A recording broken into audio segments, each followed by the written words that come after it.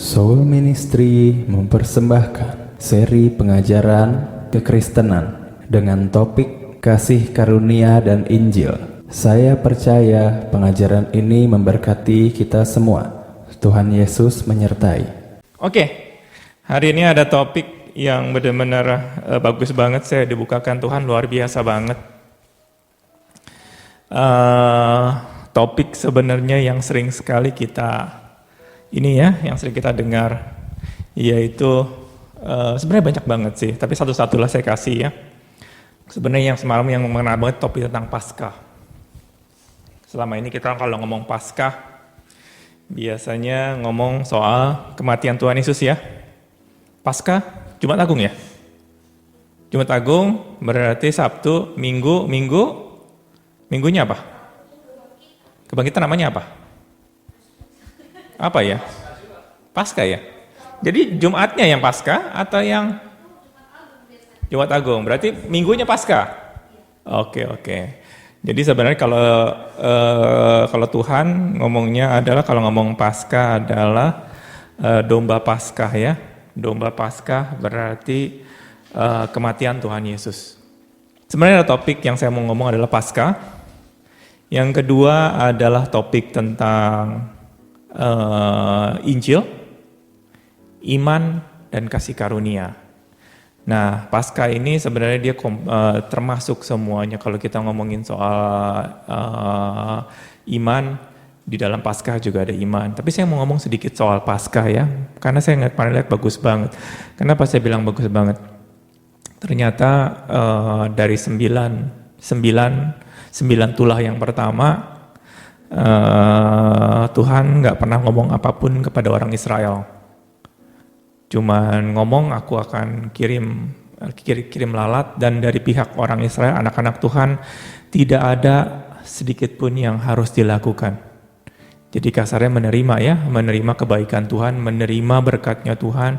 Tuhan nggak ada ngomong apapun dalam sisi orang Israel.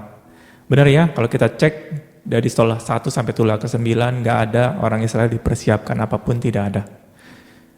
Waktu tulah itu terjadi, orang Mesir kena habis-habisan, orang Israel tidak kena. Mau nggak kita seperti itu? Waktu ada masalah besar, tapi kita tidak terkena. Mau ya, ada banjir, wah gede. Saya ingat banget dulu waktu di Muara Karang. Muara Karang apa Pluit? Waktu itu kayak masih saya SMA atau bagaimana. Tiba-tiba ada banjir sampai segini. Jadi rumah saya kebanjiran segini. Enggak segini. Ya adalah, segini tapi di luarnya bisa segini. Kejadiannya adalah sore-sore, saya diketok, duduk pintu sama pembantu. Den, bangun Den. Saya bilang, kenapa sore-sore bangunin saya? Kalau orang kalau lagi tidur dibangunin biasanya kesel ya. Siapa di sini kalau dibangunin? Puji Tuhan, kalau sudah saatnya bangun, tapi kalau baru setengah-setengah keki ya. Pas saya bangun, saya main bangun aja. Akhirnya pas turun dari ranjang, air udah segini. Ih, banyak air. Ini saya masih mimpi atau gimana? Kalau mimpi biasanya, kalau gak makan air ya, kalau mimpi ya. Kalau makan air kan berasa langsung kaget ya. Berarti ini bukan mimpi nih, benar-benar. Kenapa yang terjadi banjir banyak. Di rumah saya semalaman, akhirnya saya karena kebasahan tidur di dalam rumah. Saya kumpulin apa yang mengambang, saya tidur di sana.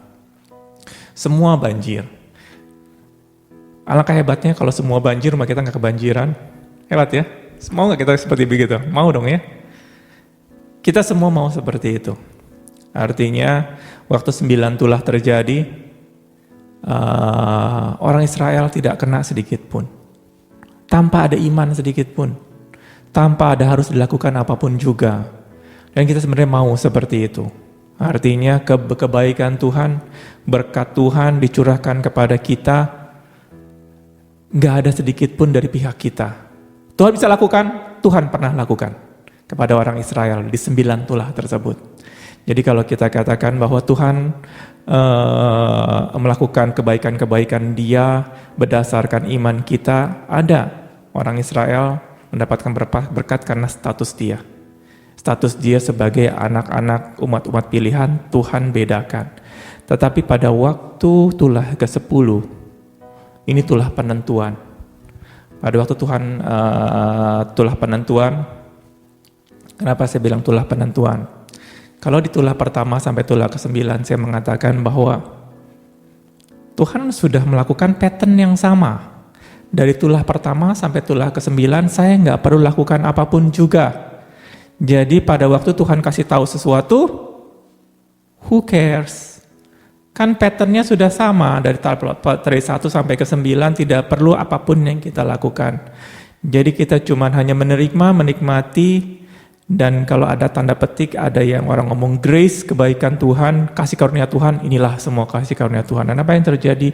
Di tulah yang ke-10 kalian akan menyesal. Karena di tulah yang ke-10 Tuhan ngomong. Ini di tulah yang ke-10 Tuhan ngomong benar-benar dari awal. Sebelum tulah itu, tulah ke-10 datang, dikatakan kalau di firman Tuhan, kayaknya di Keluaran berapa saya lupa. Dia ngomong begini, Tuhan rubah segala sesuatu. Hebatnya, kenapa saya bilang rubah? Bulan yang harusnya bulan Januari itu awal tahun, Januari adalah bulan di awal tahun, benar ya? Akhirnya Tuhan rubah pada waktu kita bulan, Paskah bulan apa sih? Bulan 4 ya. Tiba-tiba Tuhan bilang kata bulan 4 sekarang ini adalah awal tahun. Hebat sih.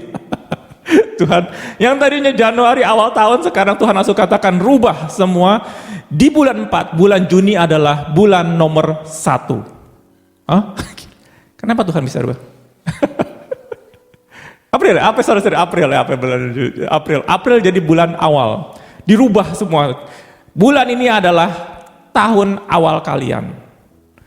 Dan dikatakan bahwa pada waktu pertama kali Tuhan ngomong seperti ini adalah awal dari semua. Tuhan rubah segala sesuatu. Rubah cara berpikir kita. Di semua Tuhan rubah semua. Sampai yang dikatakan hari aja Tuhan rubah. Bulannya Tuhan rubah. Yang kedua, terus Tuhan ngomong bahwa sekarang cari anak domba. Anak domba, atau yang kalau nggak punya anak domba, Tuhan kasih tahu anak kambing ternyata. Jadi anak kambing sama anak domba. Jangan disamakan ya dengan yang di Alkitab di Perjanjian Baru, kalau anak domba itu masuk surga, anak kambing masuk neraka. Enggak. Yang ini dikatakan ada sesuatu yang Tuhan katakan, carilah anak kambing atau anak domba yang berumur 1 tahun. Dan dikatakan waktu disuruh cari anak domba yang berumur 1 tahun, udah gitu disimpan, itu di tanggal ke-10 kayaknya. Di tanggal ke-10 dari bulan itu, akhirnya Tuhan katakan suruh simpan 4 hari. Suruh simpan 4 hari untuk kita lihat apakah ada yang cacat dalam 4 hari tersebut. Kalau misalnya dalam 4 hari tersebut ada yang cacat, entah ada borok, entah ada patah, entah sakit segala macam, itu mesti diganti. Anak kambing, anak domba itu mesti diganti. Tuhan katakan mesti perfect dalam 4 hari tersebut. Dan setelah 4 hari, akhirnya malamnya, sorenya, Tuhan katakan sorenya, itu tolong dibunuh, dipotong ya, sembelih ya, tapi cuman ngambil, nggak boleh apapun yang perutnya nggak boleh dibuka, cuman lehernya doang, sembelih berarti ya, disembelih, darahnya diambil, darahnya mesti diceprikan di tiang pintu. Jadi ada langsung Tuhan suruh A, B, C, D, E, banyak banget di situ.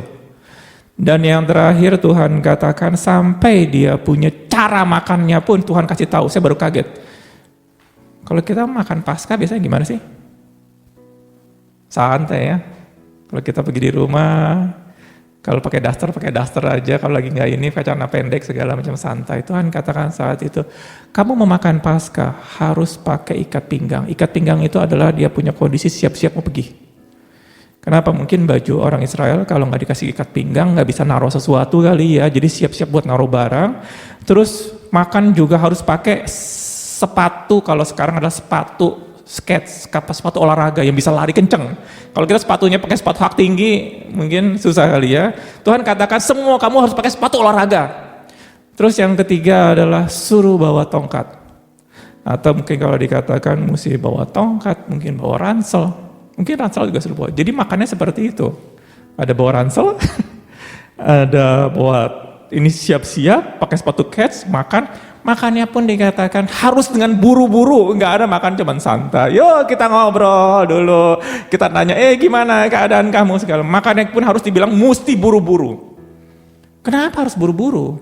Pasca tersebut dikatakan, oh enggak, itu kan cuma kejadian. Dikatakan kejadian seperti ini kamu ingat sampai turun-temurun, sampai selama-lamanya Tuhan katakan.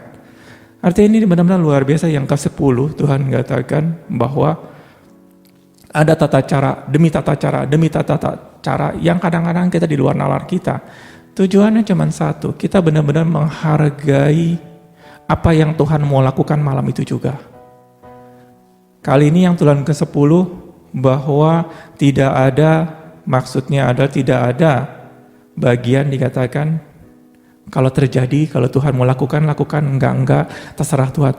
Di sini Tuhan katakan ada yang namanya iman, ada yang namanya kasih karunia, ada yang namanya Injil. Kenapa saya bilang seperti ini? Selama ini kita mengatakan kalau Injil itu adalah memberitakan Yesus adalah Tuhan ya, di situ. Itu Injil. Kalau misalnya menginjili dan mengatakan saudara Tuhan, saudara. Injil sebenarnya itu bukan itu. Injil adalah berita. Kalau saya katakan apa itu berita, saya mau mulai lagi dari awal lagi ya. Injil pertama kali Tuhan berikan kepada Adam dan Hawa. Dikatakan adalah bukan sebuah perintah, adalah sebuah berita. Yang dikatakan gini, semua makanan, semua pohon di sini kamu boleh makan. Ada kabar baik. Tuhan berkati kalian semua di tempat ini, di tempat Firdaus tersebut. Tuhan memberitakan, ada berita, kamu makan, semua boleh. Ada kabar baik, berita yang baik. Ada lagi berita yang buruk. Apa itu berita yang buruk? Pohon yang di tengah kamu gak boleh makan. Pohon pengetahuan baik dan buruk kamu gak boleh makan. Ada berita baik, ada berita buruk. Jadi Injil itu adalah berita. Gak ribet, gak ada yang aneh-aneh. Injil adalah berita. Kalau sekarang kenapa? Maksudnya apa kok Injil itu berita? Setiap berita, respon kita cuma dua. Pada berita datang, kita meresponi dengan percaya atau tidak percaya. Sesimpel itu. Contohnya begini, bahwa Indonesia itu paling heboh yang namanya berita ya. Segala macam berita ditelan. Bener ya? Ada yang namanya hoax. Hoax bahasa ngomongnya apa? Hoax.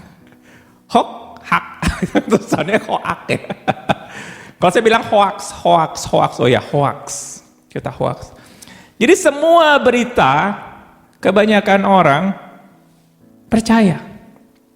Kenapa saya bilang percaya? Kita lebih percaya berita hoax, berita palsu dibandingkan berita yang sebenarnya. Pada waktu Tuhan memberitakan sesuatu kepada Adam dan Hawa cuma melihat yang baik-baiknya saja. Yang seenak-enaknya dia saja, yang dikatakan semua boleh dimakan. Yes, puji Tuhan, kebaikan Tuhan, semua boleh dimakan. Tapi yang buruknya nggak mau didengar. Kenapa nggak mau didengar? Itu bukan berita. Kalau yang buruk bukan datang dari Tuhan. Tuhan mungkin ngomongnya asal-asalan. Kita nggak perlu dengerin yang buruknya. Dan apa yang terjadi pada waktu iblis ngomong sesuatu, ditwisted berita tersebut. Ditwisted adalah diputar balikan berita tersebut. Ini bukan ngomongin kata-kata Tuhan, bukan. Tuhan ngomongin berita. Sekali lagi, Injil, berita. Kamu mau percaya atau tidak? Sesimpel itu. Nggak ada yang namanya kita harus memahami Injil tersebut, kita harus memahami berita tersebut. Nggak ada. Percaya atau tidak? Pada waktu kita percaya, timbul iman. Kita nggak perlu ngomong sama Tuhan, Tuhan berikan saya iman, supaya Tuhan cuman kasih berita.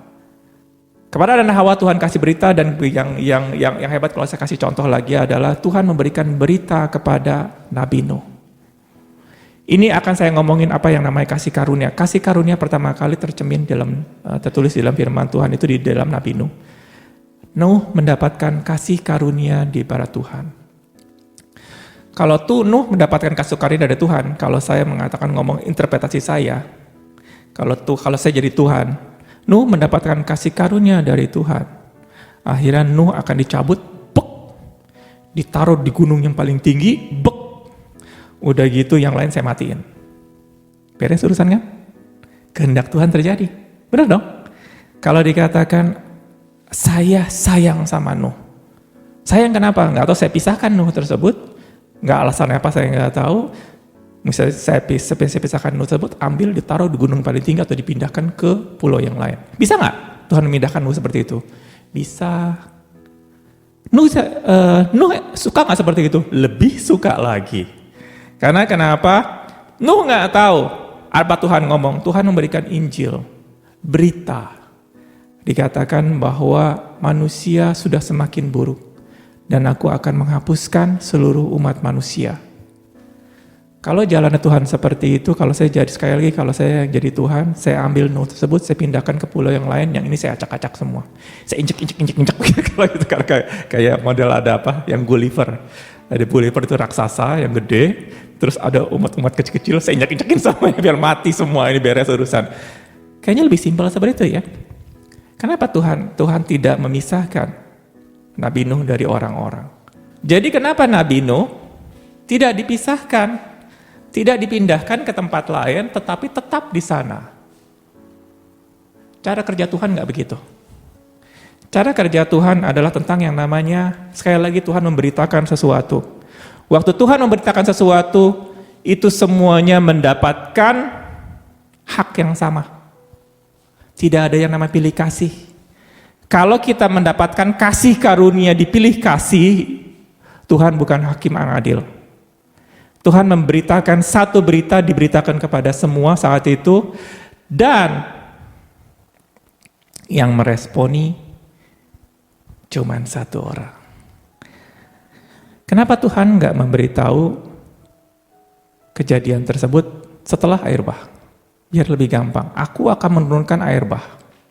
Air bah datang, baru ngomong. Kan berita seperti itu ya. Kalau berita itu, kalau di news, kalau kita mau percaya atau enggak, apa yang sudah terjadi baru diberitakan ya. Ada kejadian waktu itu ada di mana ya? Di Aceh. Yang dikatakan bahwa ada tsunami. Terus akhirnya saya ingat banget pemerintah ngomong,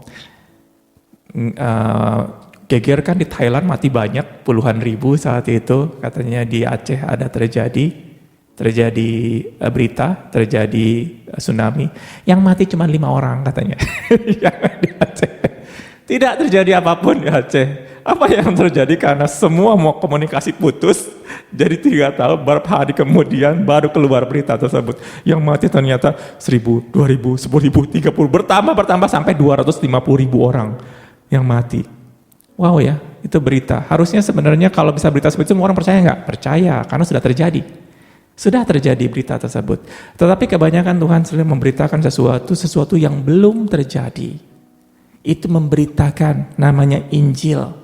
Pada waktu yang belum terjadi, Tuhan beritakan, responnya cuma satu dua, percaya atau tidak.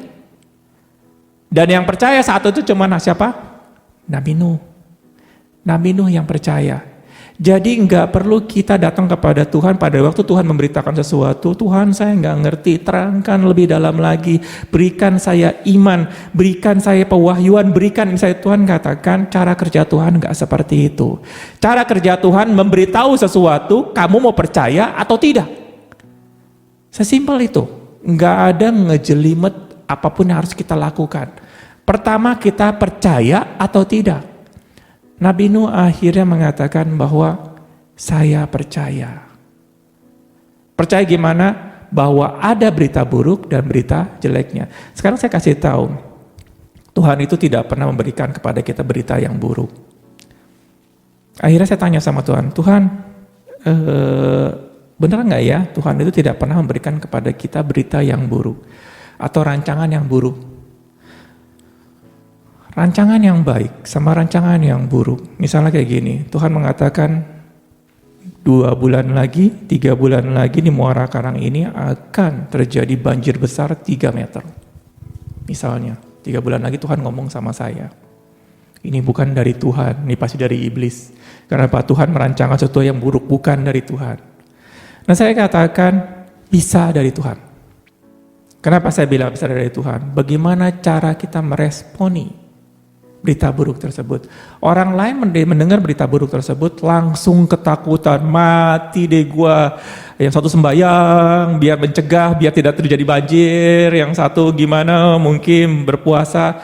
Mungkin kalau yang saya tahu, kalau misal saya tahu seperti itu, saya akan lakukan, saya akan beli perahu karet sebanyak-banyaknya.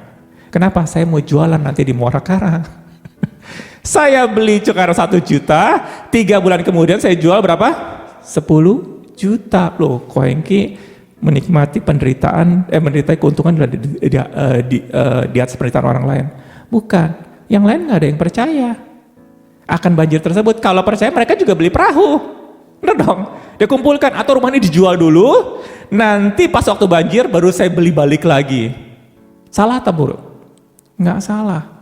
Saya bagaimana meresponi berita buruk tersebut dengan iman. Sama-sama saya percaya. Ada berita buruk baik saya percaya, ada berita buruk saya percaya. Nah, kalau berita baik itu nggak perlu grace.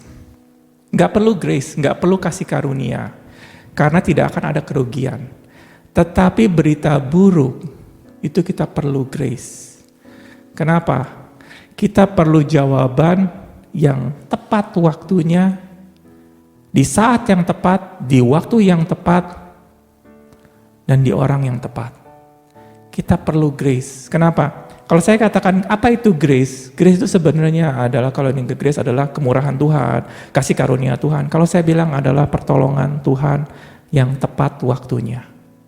Tapi kalau pertolongan Tuhan kita serahkan semuanya kepada Tuhan, itu bukan grace. Itu namanya pasrah.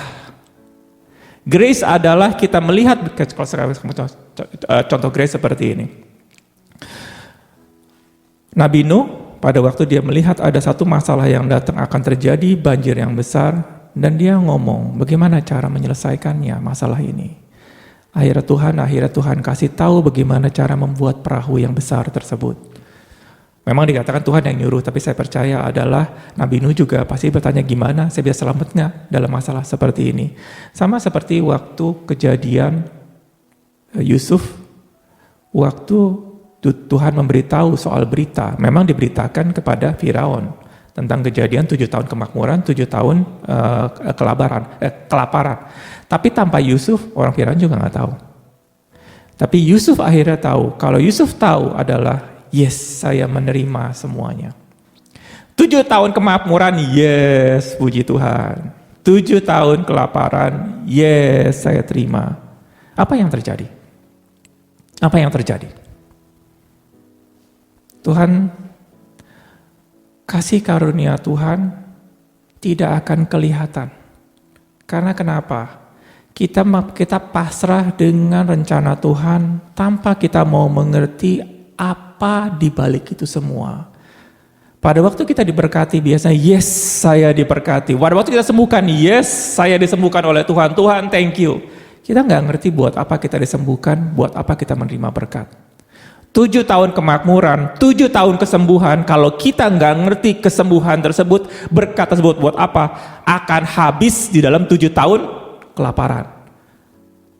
Kenapa saya bilang seperti itu? Kita anak-anak Tuhan nggak ngerti. Waktu kita menerima berkat dari Tuhan, berita baik yes, berita buruk saya nggak mau terima. Injil dari Tuhan adalah pada waktu Tuhan memberitakan Injil, saya pernah ngomong adalah selalu ada nilai buruknya dan nilai baiknya. Ada berita baik sama berita buruk. Waktu Yusuf menerima berita baik tersebut dan berita buruk tersebut, dia langsung berpikir gimana caranya menyelamatkan di saat-saat berita buruk tersebut. Dia mempersiapkan diri. Kenapa mempersiapkan diri? Ini butuh grace. Ini butuh kasih karunia daripada Tuhan untuk bisa melewati, menerima. Yusuf percaya nggak? Yusuf percaya. Dari sos yang benar, Yusuf percaya. Dan baik dan buruk. Tapi Yusuf nggak ngerti gimana cara handle ini. Cara handle berkat tersebut, cara handle keburukan tersebut. Kalau kita sekali lagi kita cuma hanya kuat di dalam berkatnya Tuhan, pada waktu Tuhan memberkati kita kuat, dan pada waktu terjadi masalah kita hancur, ada something wrong dengan Injil yang kita terima. Ada something wrong dengan kepercayaan kita selama ini. Apakah kita melihat Allah atau cuma hanya berkat, kesembuhan, dan kita nggak mau menerima Tuhan firman Tuhan dari ujung ke ujung. Dari kitab Kejadian sampai Wahyu, Tuhan selalu fokusnya adalah ngomong kepada kita adalah tekun mencari Dia. Kalau kita lari ke kondisi enak, suruh tekun, semua bisa. Saya disuruh tekun berjalan-jalan, pesta pora, semua orang dunia juga bisa tekun berpesta pora. Tekun berfoya-foya, tekun menikmati berkat Tuhan, semua orang bisa. Tapi pada waktu masalah datang, 7 tahun kelaparan, Yusuf ngerti. Kenapa Yusuf ngerti? Sekarang pada waktu 7 tahun kelaparan, kita nggak bisa cuman hanya mengandalkan, ya sudah kita jalani saja masalah ini. Biarlah Tuhan yang nanti akan membantu kita semua.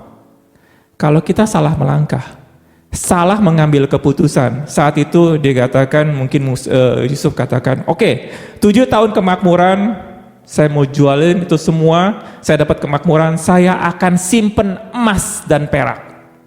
Normal enggak? Siapa dari sini pasti akan ngomong, pada waktu kita mendapatkan berkat, kita tahu biasanya orang sudah, kalau kita ngomong bahwa jaga-jaga kalau ada punya masalah, semua orang tahu kita harus punya asuransi atau deposito di akhir tua ya, di akhir tua. Semua orang tahu. Nggak usah ngomongin kalau kita harus punya tabungan dengan uang, saya bisa menyelamatkan pada waktu hari tua saya. Semua orang tahu. Dan 7 tahun kemakmuran, semua orang yang di Mesir mengetahui prinsip itu. Apa yang mereka kumpulkan? Mereka kumpulkan tanah, mereka kumpulkan emas, mereka kumpulkan rumah, mereka kumpulkan semua yang bisa dinikmatin.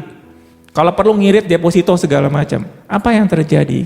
Mereka mengumpulkan yang salah.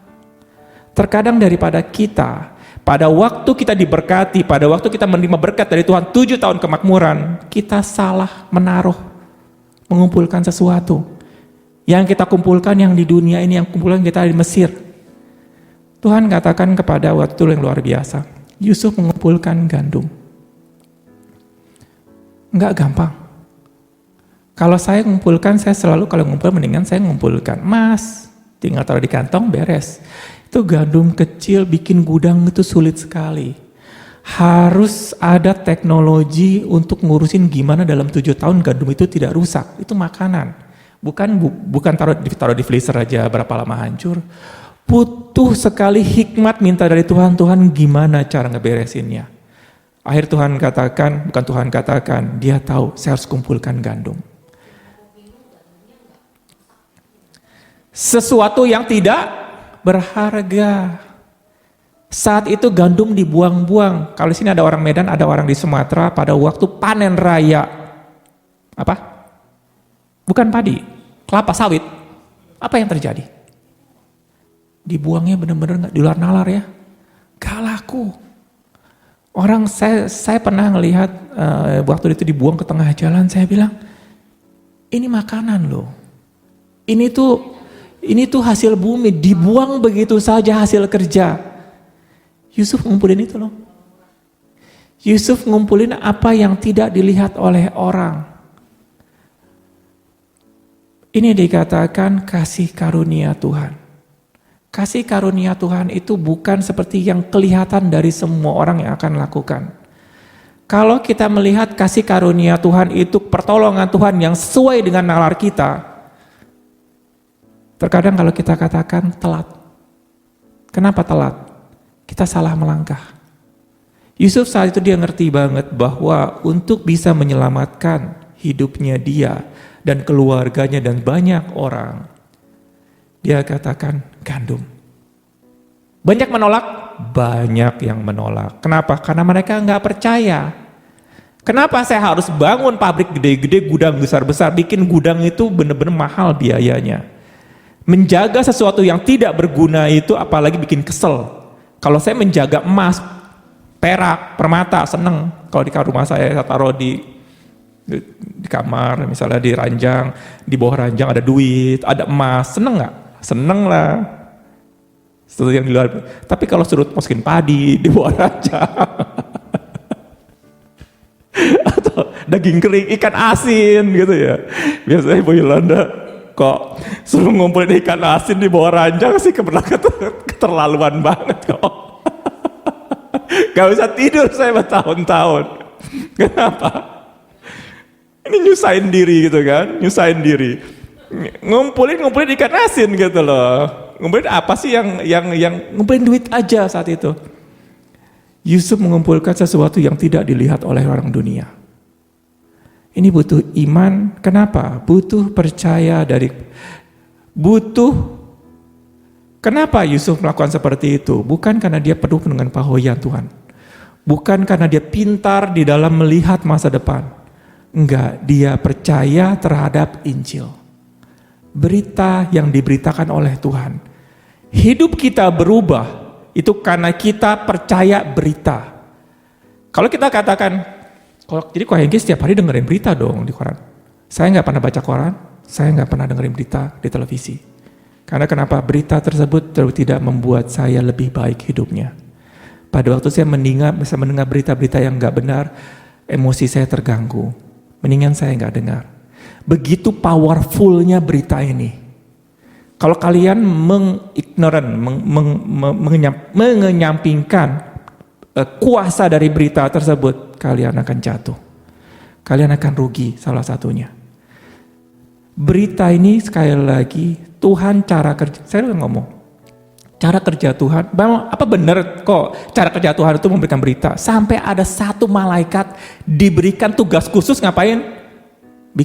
Ngomong dong berita, memberitakan sesuatu. Siapa? Si Gabriel. Dia bilang malaikat berita ya. Kayak Menteri Penerangan ya. Menteri Penerangan dulu ada, zamannya saya dulu ada namanya Menteri Harmoko ya. Itu menteri nggak pernah dirubah loh. Dari pertama kali sampai akhir. Itu hebat sekali menteri itu. Semua berubah kota ganti, menteri ini nggak pernah ganti. Sama juga Gabriel juga sama juga kali ya. Menteri Penerangan dari Tuhan memberitakan. Saking pentingnya arti yang namanya berita. Dibuat satu tugas, satu departemen di dalam kerajaan Allah, ada yang namanya malaikat memberitakan berita itu, si malaikat Gabriel. Begitu powerful berita ini. Kalian nggak bisa menyepelekan. Kerajaan Allah, prinsip Alkitab, cuman berita.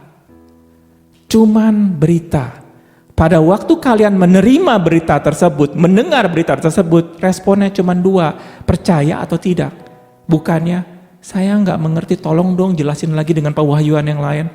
Tuhan kalau memberitakan sesuatu simple banget loh. Kenapa saya bilang simple banget? Pertama kali Tuhan katakan semua makanan, semua pohon boleh kamu makan, yang itu jangan dimakan. Tuhan tolong terangin lagi. Terangkan lagi, saya nggak ngerti Tuhan ngomong apa. Semua pohon di sini kamu boleh makan, yang satu nggak boleh dimakan. Tuhan, saya nggak ngerti maksudnya Tuhan apa.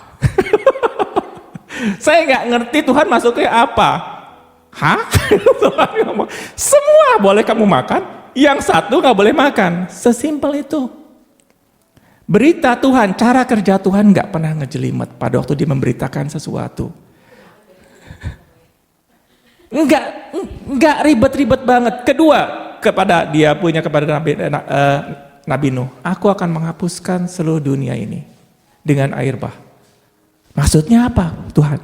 Tolong jelaskan lebih baik lagi. Saya akan menghapuskan seluruh dunia ini dengan air bah. Tuhan tolong jelaskan lagi. Saya nggak ngerti. Saya coba cari pewahyuan. Coba cari lagi ada bukti-bukti yang lain. Tuhan katakan aku akan menghapuskan manusia ini dengan air bah. Tuhan kalau memberitakan sesuatu nggak pernah ngejelimet. Dia simple. Tujuannya kamu percaya atau tidak. Itu Injil. Itu Injil yang nggak perlu kita kutak-katik. Artinya Tuhan memberitakan sesuatu, kamu percaya atau tidak. Pada waktu kamu percaya, timbul iman. Inilah iman yang mengalahkan dunia.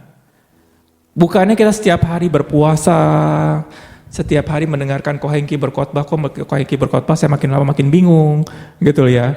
Kenapa? Karena kalian mau mencari pewahyuan. Karena kalian mencari pemahaman Alkitab. Kalian gak mencari apa yang Tuhan ngomong mau beritakan kepada kita. Kenapa umat lagi? Saya ngomong orang-orang awal di perjanjian baru, di kisah para rasul, kenapa jemaatnya sungguh luar biasa.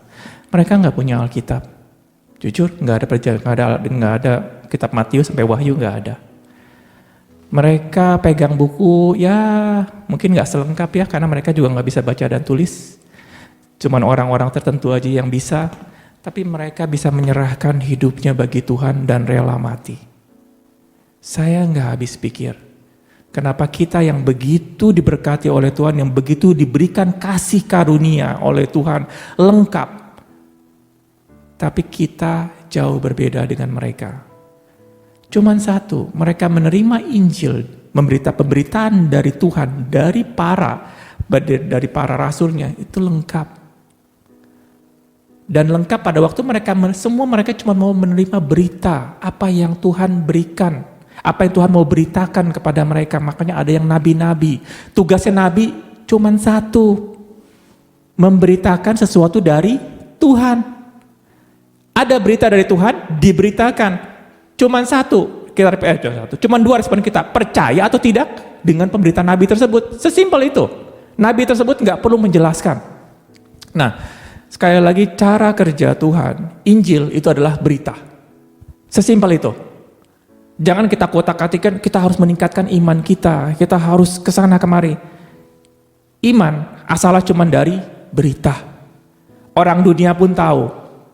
Orang dunia kalau yang mendengar berita, apalagi yang heboh-heboh, mereka langsung percaya. Pasti percaya. Sekarang makanya yang the powerful industri itu adalah televisi. Berita. Dia bisa memberitakan sesuatu, bisa menghancurkan satu negara atau membangun negara. Cuman perkataan dalam 1 detik apa 2 detik dalam berita tersebut. Kemarin ada berita China mau menyerang Taiwan. Cuman hanya berita sedikit doang, nggak tahu kenapa. China lagi main petasan, main Janwei kali, roket ini dikirimkan, dia tidak dijatuhkan ke Taiwan, cuman hanya lewat, berita langsung. Berita tersebut langsung membuat satu rangkuman, segala macam, pokoknya semua membuat berita. Kenapa sampai hari ini saya nggak mau nonton berita? Karena berita tersebut adalah kumpulan dari pendapat-pendapat orang. Yang satu berpendapat begini, satu berpendapat begini, akhirnya saya nggak tahu mana yang benar, mana yang salah. Pada waktu saya nggak tahu mana benar, nggak ada yang salah, saya akan terjebak di dalam proses seperti itu. Kenapa saya cuma mau mendengar berita dari Tuhan, bukan menerima berita yang baik-baik doang dari Tuhan, enggak. Menerima berita yang Tuhan berikan, dan Tuhan katakan, satu, kalau saya mau kasih tahu ya, dari kitab perjanjian, dari kitab Kejadian sampai Wahyu, Tuhan cuma satu ada rencana, yaitu membuat dunia ini berkuasa di dalam Adam dan Hawa. Itu rencana yang pertama, itu berita yang pertama. Dan berita yang kedua adalah, kalau saya katakan dua lah, pertama adalah mau membuat Adam dan Hawa menjadi berkuasa dan luar biasa di dunia ini. Berita yang kedua adalah mereka jatuh dan mereka harus dihukum dan semua mesti dihancurkan. Semua mesti dihancurkan? Yes. Karena Tuhan katakan, kalau kamu makan buah tersebut, kamu akan mati. Kalau mati bisa berbuat apa? Nggak bisa berbuat apapun. Adam dan Hawa nggak percaya, kita pun nggak percaya. Kenapa? Makanya kita masih mau hidup di dunia ini. Masih mencoba untuk gimana caranya supaya rencana Tuhan, berita nomor Tuhan, yaitu Tuhan akan menghancurkan semua, tidak terjadi. Dengan segala iman kita. Benar ya? Dengan semua dari kita, itu kita sedang menyerang, atau bisa dikatakan kita nggak percaya dengan berita yang kedua. Ya Tuhan katakan Tuhan akan hancurkan ini semua. Kalau bisa dikatakan, yang pertama ada berita tersebut kita nggak jelas. Kenapa dihancurkan? Apakah ada lagi? Tapi pertama Tuhan, kamu kan mati. Berita itu kalian mau percaya atau tidak? Tuhan berubah nggak? Tidak berubah. Kalau kamu makan Adam dan Hawa, kamu mati. Sesimpel itu. Nggak ada berita-berita yang lain lagi. Lah kok kalau misalnya begitu kita ngapain di dunia ini? Kita harus bersyukur. Kenapa kita bersyukur? Bahwa ada keselamatan. Tuhan katakan kita akan mati. Yes, kita mesti percaya. Tuhan katakan kepada Nabi Nuh, semua akan terjadi air bah. Semua akan mesti dihancurkan. Kalau Nuh katakan, gua nggak percaya Tuhan akan menghancurkan semua ini, dia nggak bikin perahu tersebut. Dia nggak bikin mencari keselamatan. Kita selama ini waktu kita menerima keselamatan daripada Yesus untuk kita diberkati, untuk kita disembuhkan, untuk kita mendapatkan hal-hal yang baik dari Tuhan, tapi kita nggak mau percaya rencana Tuhan, berita Tuhan yang kedua adalah semua ini dihancurkan. Orang-orang jemaat di awal dia percaya Injil tersebut, makanya mereka menanti-nantikan keselamatan yang baru. Mereka menanti-nantikan kerajaan yang baru. Dan mereka bukan hanya menanti-nantikan kerajaan. Karena kenapa? Kalau cuman hanya tempat, kalau cuman hanya keselamatan pribadi, hidup kekal, kalau cuman hanya mendapatkan berkat lagi nanti di dunia akan datang, atau mendapatkan tempat di dunia akan datang, mereka bilang percuma. Percuma. Kita tetap akan mati. Makanya Paulus katakan, siapakah yang akan siapa yang akan menyelamatkan kami dari tubuh yang celaka ini? Ini bukan tubuh yang celaka dalam arti tubuh ini, bukan. Masa depan kita yang akan hancur dan hancur dan hancur dan hancur. Itu yang dikatakan tubuh yang celaka. Saya kalau dikatakan tubuh yang celaka, oh tenang, nanti saya punya anak tidak celaka. Saya nggak apa-apa hancur-hancuran, tapi anak saya nggak hancur-hancuran. Enggak. Paulus percaya, saya tubuh celaka ini, masa depan anak saya, masa depan cucu saya, semua akan hancur. Semua akan hancur. Hanya cuma satu yang bisa menyelamatkan kita dari semua kehancuran ini semua. Yaitu gimana pada waktu dunia yang akan datang ini dikepalai oleh Yesus. Kita tidak bisa lagi hidup dengan sendiri. Yaitu sendiri gimana? Sesuai dengan pemahaman sendiri. Sesuai semua dengan apa maunya kita sendiri. Kalau dikatakan pertama kita hidup berkemenangan, Tuhan katakan hidup berkemenangan, kita nggak mikirin di atas kita siapa. Adam dan Hawa mikirin nggak untuk siapa? Waktu dia bekerja, bikin, ngebersihin rumput segala macam, mereka nggak berpikir buat siapa. Tuhan suruh. Untuk Tuhan? Bukan untuk Tuhan. Tuhan suruh. Waktu kalau kita melakukan segala sesuatu karena Tuhan yang suruh, kita nggak ada beda dengan Adam dan Hawa. Nggak ada bedanya. Tapi pada waktu kita sekarang, pada waktu kita menerima keselamatan daripada Tuhan, kita sudah tahu persis kita ini seharusnya sudah dihancurkan. Kita diselamatkan bukan karena kebaikan kita dan bukan karena, oh ini kamu jago nih, saya selamatkan kamu memang mau hancur-hancuran, tapi saya bisa manfaatkan kamu nanti di dunia akan datang, kamu akan jadi jenderal, saya memerlukan kamu. Gak ada di pikiran Tuhan seperti itu. Waktu kita diselamatkan, kita ini benar-benar sampah. Tidak ada gunanya. Pada waktu kita di surga pun, kita gak ada gunanya. Kenapa saya bilang kita di surga tidak gunanya? Kita tidak ada gunanya kalau kita mengangkat diri kita, saya ada sesuatu. Tidak ada gunanya. Yang berguna seperti gimana? Pada waktu kita, Tuhan, saya orang yang tidak berguna. Tuhan mau lakukan apa saja buat saya, terserah. Karena Engkau adalah Allah, saya ini adalah ciptaanmu. Kamu mau buat apa saja, terserah. Baru di situ kamu berguna. Baru di situ kamu berguna. Bukan berguna karena kenapa saya ini jago. Di sini.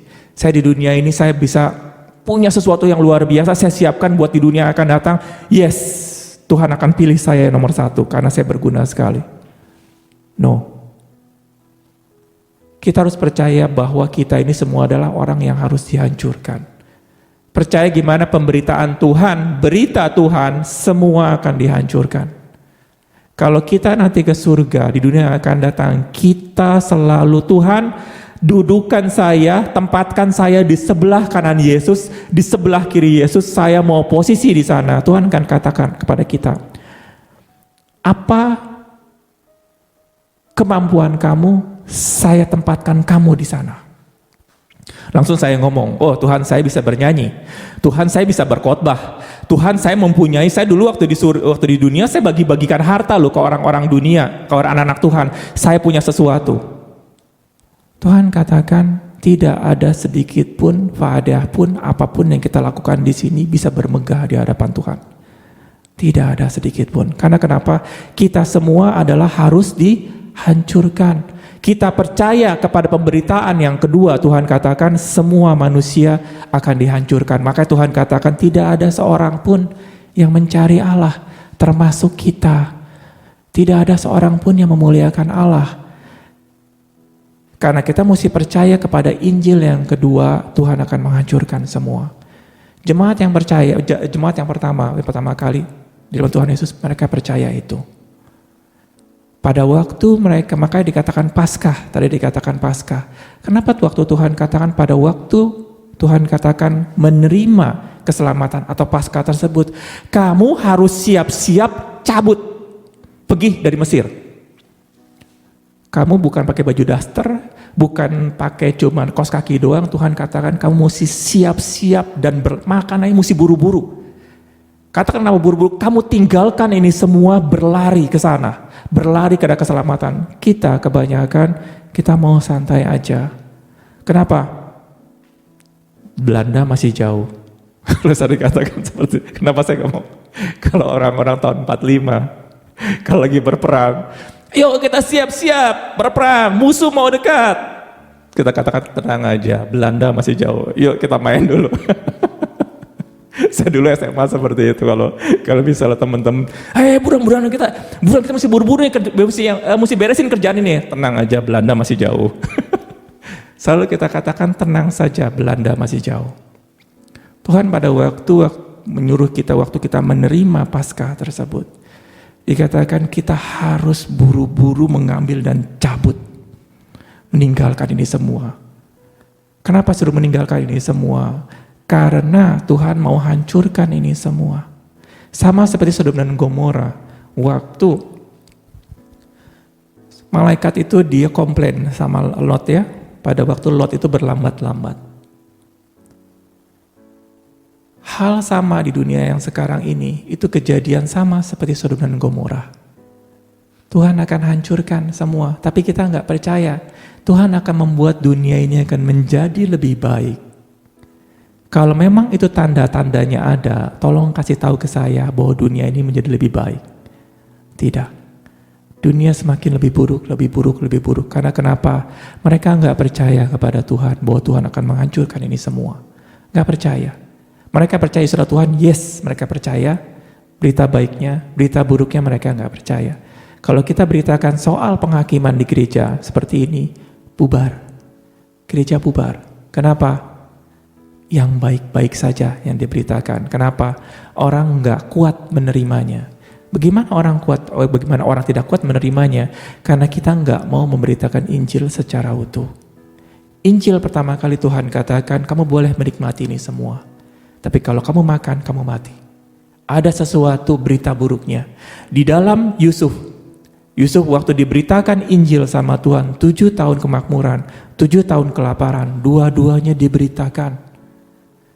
Pada waktu kita tidak mengerti bagaimana cara menghandle 7 tahun kelaparan, 7 tahun kemakmuran, habis semua. Kenapa saya bilang seperti itu? Saya pernah kerja ya dulu ya. Saya ngajar, akhirnya pas Tuhan berkatin saya dengan pekerjaan bikin game, lumayan kita dapat segala macam. Karena saya tidak mengerti cara handle 7 tahun kelaparan, semua habis. Semua habis. Kenapa saya bilang semua habis? Karena pada tahun 7 tahun kemakmuran saya kredit ini, kredit itu, beli ini, beli itu, pesta ini, pesta itu. Tidak ada, saya tidak mengerti, saya katakan Tuhan pasti tolong saya. Tuhan pasti akan berkati saya terus-menerus pakai Tuhan. Saya menyerahkan ini semua kepada Tuhan. Dan apa yang terjadi waktu 7 tahun kelaparan? Saya nggak ngerti menghandle-nya. Kita habis-habisan, minus 30 juta sampai minus 50 juta. Tapi puji Tuhan saat itu saya masih punya iman. Saya nggak jadi orang gila dengan istri saya. Kenapa saya punya iman? Saya katakan Tuhan saya percaya. Di mana kesalahan bertambah-tambah, kasih karunia melimpah-limpah. Saya tahu salah. Saya melakukan kesalahan waktu di Sukabumi. Saya nggak pernah bertanam apapun, saya langsung bikin tanah 3 hektar untuk menanam. Saya maunya langsung besar. Saya nggak mau mulai dari hal kecil. Dan apa yang terjadi? Saya mengaku dosa saya. Saya pernah ngomong ya, kehidupan kalian akan mengalami 3 masalah. Masalah karena kebodohan sendiri, masalah karena melakukan firman Tuhan, masalah karena kesalahan orang lain. Saya bodoh dan saya mengatakan Tuhan sorry. Dan apa yang terjadi? Di mana kesalahan bertambah-tambah, pada waktu Tuhan beritakan kamu salah. Dan saya menerima. Dan saya menerima teguran daripada Tuhan, Tuhan saya sorry. Dan apa yang terjadi? Tuhan, saya salah. Tapi saya juga nggak tahu gimana cara keluarnya. Tapi Tuhan saya percaya, saya cuma mau berjalan dengan iman. Dan makanya saya ngomong sama istri saya, kalau memang harus nyangkul di sini, kalau harus mati di sini, ya sudah, no problem. Saya bukan pasrah saat itu. Terserah Tuhan bagaimana, enggak. Tapi saya menghadapi kematian tersebut, saya katakan kalau memang mesti mati, is okay. Jangan sampai kita kalau pas waktu menghadapi kematian, Tuhan gimana, kok Tuhan nggak tolong saya segala macam. Saya mengatakan kepada Tuhan, sahabat diri saya, kalau memang mesti mati, is okay. No problem. Kalau memang Tuhan nggak tolong, kalau memang karena kebodohan ini saya mesti mati, ya sudah. Sama seperti Daud waktu dia menyerahkan, Daud sudah melakukan kesalahan. Akhirnya kerajaan itu diberikan kepada Absalom. Dan Daud nggak ngomong, Tuhan, saya kan sudah ngaku dosa, kok Tuhan nggak berikan saya kerajaan ini, saya punya masalah. Enggak. Daud katakan, kalau memang Tuhan katakan, aku akan berikan lagi kerajaan ini, is okay. Tapi kalau enggak juga, no problem. Kalau memang mesti mati, ya sudah, no problem. Kenapa? Kita percaya akan Injil yang kedua, pemberitaan yang kedua. Kalau kita enggak siap-siap menerima, dia punya pemberitaan yang buruk daripada Tuhan, biasanya kalau tidak terkabulkan, kita akan komplain sama Tuhan. Dan kita katakan, kok Tuhan nggak bantu? Di mana kuasa Tuhan? Atau kita katakan kayaknya saya kurang doa ya. Kayaknya saya kurang kumpulkan orang-orang ini. Saya kurang guru-guru. Saya kurang pewahyuan. Karena kenapa? Saya belum mendapatkan ini. Tuhan katakan kepada kita, kenapa kamu mencari-cari itu? Kenapa kamu harus mengejar-ngejar? Bahwa Tuhan katakan, aku akan menghancurkan ini semua loh. Semua itu adalah kalau kita yang mencari kesembuhan tubuh. Setiap hari kita cari kesembuhan. Besok lusa akhir terjadi Tuhan datang semua dihancurkan. Waktu yang kita sudah spend kepada Tuhan, berdoa kepada Tuhan, Tuhan tolongi saya, gimana penyakit saya nggak sembuh segala macam. 2 hari itu menjadi wasting time, benar nggak? Lusa Tuhan sudah datang. Mendingan 2 hari yang kemarin itu saya bisa bersuka cita di dalam Tuhan, saya bisa nolongin orang, apa yang saya bisa bantu, apa yang bisa saya kerjakan, akan lebih produktif kan? Apa benar 2 hari lagi akan Tuhan? Bukan itu maksudnya. Maksudnya adalah pada waktu kita fokus di dalam melengkapi atau mencukupi kebutuhan kita dan kita melupakan Tuhan, ada something wrong dengan hidup kita. Kenapa Tuhan katakan, aku tahu kamu memerlukan itu semua. Tapi carilah dahulu kerajaan Allah dan kebenarannya, titik. Titik gitu loh. Kenapa saya bilang titik? Adalah lebih berguna pada waktu kita memikirkan kerajaan Allah dan kebenarannya. Yang lain terserah. Karena kenapa saya udah melihat ini sudah permata. Saya sudah untung di sini. Ngapain pula saya harus tarik-tarik Tuhan untuk mendapatkan Tuhan mana lagi saya mau serakah. Ini saya sudah untung. Saya sudah bersuka cita banget. Kenapa saya katakan seperti ini? Saya hidup 12 tahun di luar Tuhan. Sengsara sekali. Maksudnya apa Ko Hengki? Ko Hengki gak punya pekerjaan, gak dapat duit, segala macam. Yes, salah satunya di sana. Saya gak punya pekerjaan. Saya gak dapat duit. Saya nggak dapat segala sesuatu yang orang dunia katanya punya. Iri nggak? Mungkin iya, mungkin tidak. Tapi itu bukan yang paling sedih. Itu bukan yang paling menderita. Yang paling menderita adalah setiap hari ketakutan. Setiap hari tidak merasakan damai sejahtera. Istri saya menjadi saksinya. Kalau saya harus berulang lagi di sana untuk mengalami hal seperti saya katakan, Tuhan saya nggak mau. Bukan saya nggak mau nggak punya uang. Saya nggak mau hidup dengan ketakutan. Hidup tidak punya pengharapan di dalam Tuhan. Kita tidak melihat ada jalan titik terang di dalam satu masalah. Saya katakan seperti gini, setiap ada masalah, kalau Tuhan enggak memberikan grace, kasih karunia, itu gelap. Itu benar-benar gelap. Kenapa saya bilang seperti itu? Paling enak itu dikasih bocoran. Siapa sini kalau ke dalam Ulangan enggak mau nyontek? Bodoh kalau enggak mau nyontek. Kenapa saya bilang bodoh? Kalau ada bocoran, kenapa nggak diambil? Kalau bocoran itu resmi gitu loh. Kenapa saya bilang begitu? Tuhan, grace itu seperti bocoran. Apa yang terjadi di masa depan, bagaimana caranya menghandle problem tersebut, itu grace. Kenapa saya bilang seperti itu? Kalau saya katakan, oh enggak, saya enggak perlu Tuhan. Kalau ada masalah, saya yang bisa beresin sendiri. Kalian bodoh. Tuhan melengkapi kita dengan Roh Kudus, itu akan memberikan bocoran. Bocoran-bocoran untuk bisa menyelesaikan masalah-masalah kita di masa depan. Kenapa seperti, oh kok ini mau enak-enak aja? Bukan kok, bukan saya ngomong enak-enak. Saya lebih baik waktu saya, tenaga saya lebih produktif. Pada waktu saya dapat bocoran dari Tuhan. Hidup di dalam tanpa bocoran dari Tuhan itu ngambang. Sekarang gini, waktu Yusuf, dia tidak mendapatkan, cuma mendapatkan 7 tahun kemakmuran. Yang 7 tahun kelaparan tidak dapat. Sengsara enggak? Nantinya. Mungkin 7 tahun pertama, yes, puji Tuhan luar biasa. Di 7 tahun dia punya kelaparan, akan jauh lebih menderita. Dan kita akan katakan, kok Tuhan gak kasih tahu saya ya? Kok jadi begini, gini? Mungkin Tuhan akan disalahkan. Kenapa? Saya memerlukan bocoran tersebut, bagaimana cara menghandle 7 tahun kelaparan tersebut. Saya ingat sekali, peristiwa waktu Tuhan kasih bocoran kepada saya luar biasa. Untuk yang namanya, untuk tidak terlalu khawatir dengan finansial. Dan Tuhan katakan, kamu jangan kredit apapun. Saya juga gak tahu, saya beli segala sesuatu dengan kontan. Akhirnya itu satu, dan kedua adalah soal yang namanya soal kesehatan. Sudah jauh-jauh hari Tuhan kasih tahu soal yang namanya, kamu percaya kepadaku soal kesehatan. Dan saya kata sama Tuhan, oh oke, gimana caranya? Akhirnya saya coba praktekkan untuk tidak minum obat. Hal-hal kecil saat itu. Apa yang terjadi waktu flu? Waktu saya flu, istri saya sebagai bisa menjadi saksi, kalau saya sakit flu bisa 2 minggu baru sembuh. Flu, cuma flu kecil loh, 2 minggu. Itu pun saya harus minum obat yang paling tinggi kadarnya. Biasanya saya juga lupa obatnya. Pokoknya obatnya yang, kalau obat yang biasa itu cuma 100 sampai 200, coba 300 rupiah, satu tablet cuma 1000 atau 2000, saya 1 butir 5000.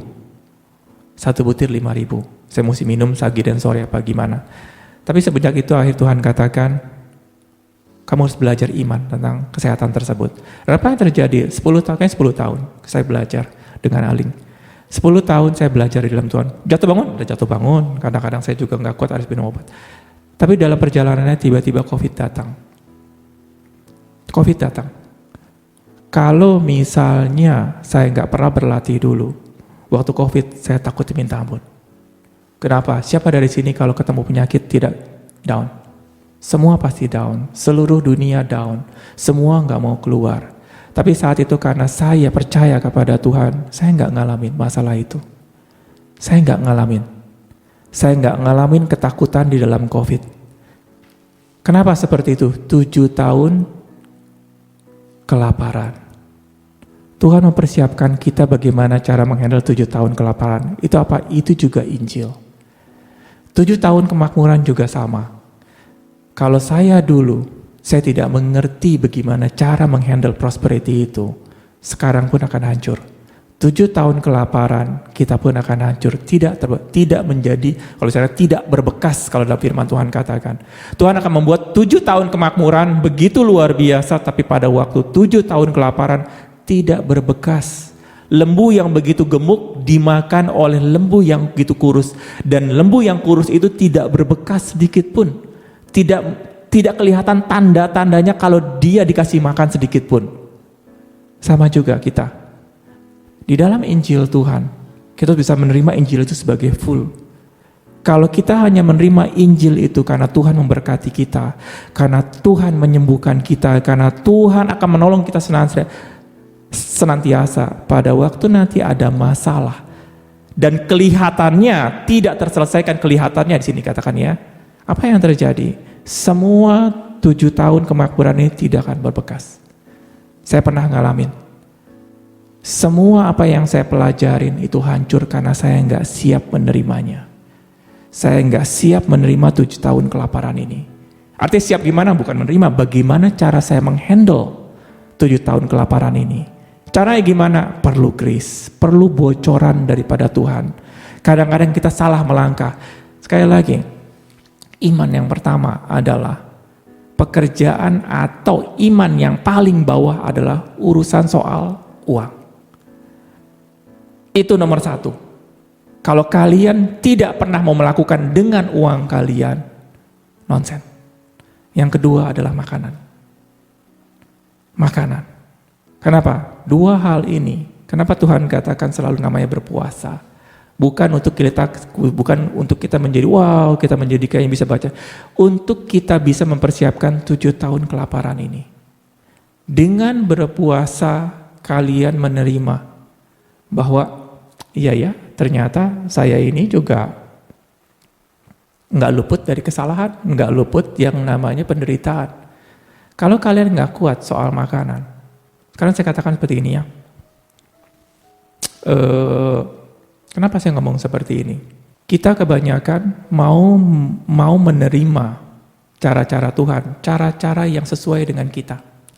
Dari tulah yang pertama sampai tulah yang ke-9, nggak perlu apapun yang kita lakukan. Kita menerima kebaikan Tuhan, ditolong oleh Tuhan. Tuhan tolong, pasti Tuhan tolong. Saya nggak ngomong Tuhan nggak tolong ya. Kalau kalian sekarang dulu saya akan ngomong bahwa kamu nggak punya iman, makanya Tuhan nggak berkati kamu. Kamu karena nggak baca firman Tuhan, akhirnya gimana? Enggak. Tuhan kasih tahu dari tulah pertama sampai tulah ke-9, Tuhan bisa lakukan itu tanpa iman kita. Tuhan berkata, contoh satu lagi ada yang 10 orang kusta ya, 10-10-nya disembuhkan kan? Walaupun cuma 1 yang punya iman balik, tapi 10-10 disembuhkan. Sekali lagi, pada waktu kalian mencari berkat daripada Tuhan, Tuhan bisa berikan tanpa iman kalian. Tuhan bisa berikan. Tetapi kalau kalian hidup kalian seperti itu, menerima berkat dari Tuhan tanpa iman, pada waktu tulah ke-10, kalian akan jatuh. Karena kenapa akan jatuh? Pada waktu Tuhan mau melihat iman kita, Tuhan katakan tolong, kasih. Atau dikatakan tolong ambil anak domba yang umur 1 tahun. Ngapain yang umur 1 tahun? Ngambil yang 5 tahun aja, ini juga hampir mau mati nih. Enggak, anak domba umurnya masih domba 5 tahun, 10 tahun. 5 apa 10 tahun sih? Ada ya? Enggak, 10 tahun kali ya domba ya. Domba 10 tahun kali ya. Cari yang 10 tahun aja yang udah mau mati nih, udah mau sengklek. Kenapa? Sama kan? Cuman Tuhan minta darah kan? Minta darah kan ya? Sama darah. Apa yang terjadi? Motivasi kita. Motivasi kita selalu menomorduakan Tuhan. Kenapa saya bilang menomorduakan Tuhan? Pada waktu motivasi kita menomorduakan Tuhan, pada waktu nanti problem besar terjadi, karena Tuhan selalu Tuhan menjadi nomor 2, pada waktu ada problem, sebenarnya kita nggak mikirin Tuhan. Kenapa? Siapa dari sini kalau misalnya punya penyakit, pikiran pertama langsung nggak laporan dulu sama Tuhan, langsung cari dokter. Biasanya kalau kita COVID ya, tes COVID, waduh beli obat nih. Saya mesti banyak-banyak minum, saya mesti banyak-banyak istirahat. Tuhan katakan kamu pergi ke Bandung. Tolong ada orang sesuatu, aduh nggak bisa Tuhan, saya lagi sakit. Saya mesti sembuh dulu, karena kenapa? Kebanyakan dari kita, pada waktu kita punya masalah penyakit atau gimana, yang tadi saya katakan, nomor 1, itu bukan mikirin Tuhan. Nomor 1 mikirin dunia atau diri sendiri. Apa yang bisa kita lakukan? Cari obat, cari apa, segala macam. Nanti kalau sudah agak mendingan, agak rohani sedikit.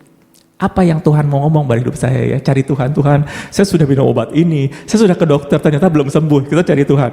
Tuhan nomor 2. Tuhan nomor 2, benar kan? Kenapa yang saya katakan tadi dari itulah yang ke-10, Tuhan mau kali ini kita menomorsatukan Tuhan. Cara gimana menomorsatukan ya Tuhan? Tuhan gak minta banyak-banyak. Tuhan gak minta banyak. Kamu setia perkara kecil, kamu akan setia perkara lebih besar. Bagaimana caranya? Punya iman. Bagaimana cara iman tersebut? Mendengar berita.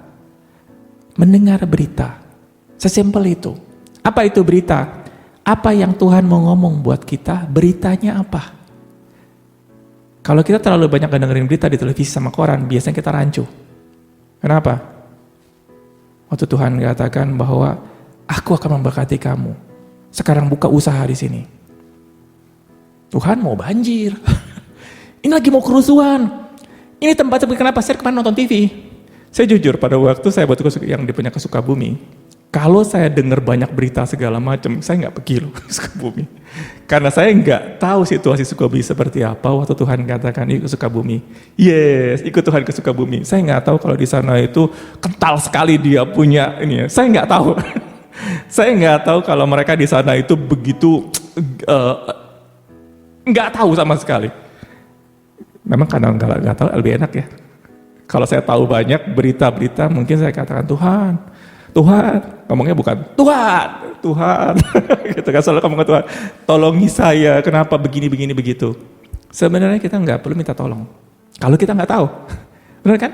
Kalau kita nggak tahu, kita nggak bisa tolong sama Tuhan, kita nggak nyesain Tuhan untuk hal-hal yang nggak benar. Karena kenapa? Kita terlalu banyak mendengar berita-berita yang nggak benar di luar. Fokuskan kepada beritanya Tuhan. Apanya berita Tuhan? Dari kitab Kejadian sampai Wahyu, itu beritanya Tuhan. Tuhan mau ngomong sesuatu bagi kita. Itulah Injil. Pada waktu kita mendengar berita, jangan tanya, Tuhan saya nggak ngerti, tolong kasih pewahyuan yang lain. Tuhan nggak pernah ngomong sesuatu hal yang membingungkan. Sampai-sampai Tuhan katakan bahwa kita semua itu nggak perlu diajar. Kenapa? Ada firman yang mengatakan kita semua itu nggak perlu diajar, nggak perlu ada yang namanya guru, nggak perlu ada yang namanya gereja, nggak perlu sebenarnya. Karena kenapa? Dikatakan di dalam kita ada pengurapan, dia akan mengajari kalian. Itu aja luar biasa sekali. Kenapa saya bilang luar biasa? Allah kita benar-benar luar biasa. Kenapa kita butuh dia punya guru-guru? Biar yang tadinya kita bodohnya 5 tahun, sekarang bodohnya setahun. Itu doang. Yang tadi bodohnya 12 tahun, kayak saya 12 tahun, kamu bodohnya cuma setengah tahun aja. Sesimpel itu. Gitu loh. Kenapa kamu butuh ke gereja? Biar yang tadi tuh bodohnya kalian di rumah 10 tahun masuk ke gereja, bodoh menjadi, bukan jadi bodoh, saya nggak ngerti. Kalian ke gereja menjadi lebih berhikmat, waktu kalian akan lebih cepat. Itu aja. Fokuskan ke kalian adalah untuk bagaimana caranya iman terjadi. Iman terjadi karena berita. Sesimpel itu. Dari ada yang berita, kamu mau percaya atau tidak dalam berita tersebut, akan jadi iman. Pada waktu iman berjalan, kalian butuh kasih karunia, yaitu bocoran dari Tuhan. Kenapa itu bocoran? Kalian nggak mampu dengan kekuatan sendiri. Benar-benar kita nggak mampu. Kita butuh kasih karunia. Kalau dikatakan, apa itu kasih karunia? Tuhan memberitakan sesuatu, tolong kasih tahu saya duluan. Kenapa duluan? Jangan saya dikasih tahu terakhir. Kalau saya dikasih tahu terakhir, yang lain semua sudah tahu, saya yang terakhir, berarti ada something wrong. Tuhan yang nggak kedengaran, apa yang saya yang bodoh? Biasanya saya yang bodoh. Saya nggak mau maju ke depan untuk dengar. Saya maunya di ujung, pergi kemana, yang waktu akhirnya Tuhan memberitakan sesuatu, kita yang terakhir yang mendengar. Dan apa yang terjadi itu bukan kasih karunia. Kasih karunia adalah kamu yang pertama mendengarnya. Kalau ngomong prinsip ini, orang-orang kayak orang yang lagi bisnis, trading, kripto, Koenki, apa yang lagi mau naik nih? Tolong kasih tahu saya duluan. Kalau begitu pada semangat semua ya. Tapi kalau berita dari Tuhan, saya terakhir aja. Saya mau dengar berita kripto dulu, gimana cara saya mau pasang. Kalau saya mau untung, kalau saya masuk begini, waduh kenceng. Tuhan katakan, saya duluan mau mendengar berita tersebut. Pada waktu saya duluan yang pertama kali mendengar, kamu mendapatkan kasih karunia. Sama seperti Nabi Nuh. Nabi Nuh mendapatkan kasih karunia karena dia yang pertama yang mendengar. Dan yang lebih konyolnya pertama dan terakhir lagi. Yusuf mendapatkan kasih karunia karena dia yang pertama yang mendengar. Kalau semua sudah mendengar, dan semuanya pada pinter kayak Yusuf, hancur gak semua? Yusuf juga hancur. Kumpulin gandum, semua ngumpulin gandum. Gitu kan. Gue nanti beli gimana caranya? Gak dapat. Tapi karena Yusuf yang pertama kali mendengar, dan dia percaya, mungkin Tuhan juga berbicara dengan orang-orang ya, nggak mungkin enggak. Tapi nggak ada yang percaya. Menghasilkan. Sekarang berlimpah-limpah, mana mungkin ada kelaparan. Kalau sudah berlimpah-limpah, biasanya orang lupa ya. Lupalah. Sudah berlimpah-limpah, nggak mungkin adanya yang kelaparan. Saya sudah pasti sukses hidupnya. Tuhan sudah berkati saya nggak mungkin susah, saya sudah luar biasa. Tapi Yusuf, dia mendengar berita itu pertama kali, dan dia percaya. Waktu dia percaya, jadi iman. Sekali lagi, itu iman, percaya, kasih karunia, Injil, berita, itu paket jadi satu. Bukan yang terpisah-pisah. Kalau kalian hanya memisahkan Injil sendiri di ujung sana, iman semua Injil di sana, kasih karunia di sana, kalian akan jatuh. Semua satu paket. Pada waktu satu paket ini jadi, semua jadi simple. Karena kenapa? Tuhan kita itu bukan Allah yang membuat kita membingungkan. Oke?